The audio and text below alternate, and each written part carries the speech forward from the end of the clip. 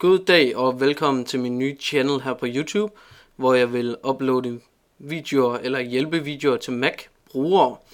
Så dette er min første video. Yay! Men jeg vil vise jer i dag, hvordan I får jeres Mac-computer til at fortælle jer klokken. Så det første I gør, det er at gå ned til systemindstillinger. Klik på den. Og her skal I klikke på dato og tid ind i systemindstillinger. Så når I åbner dato og tid, så vil I nok komme ind på denne side. I går bare hen til ur. Og så lige hernede i bunden, der er annoncere tidspunkt. Der har jeg sat den til hver time. I kan enten sætte den til hver halve time eller hver kvarter, hvis I ikke vil have hver time. Så når I har fundet ud af, hvor tit den skal sige det, jeg vil have hver time, så klikker I på tilpas stemme.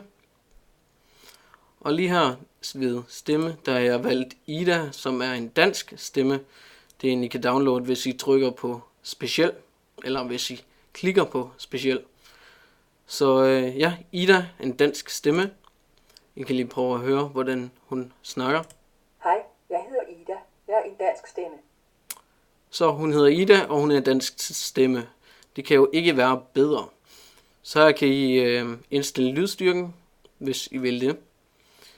Så bare klik OK, og det er sådan set det, I skal gøre.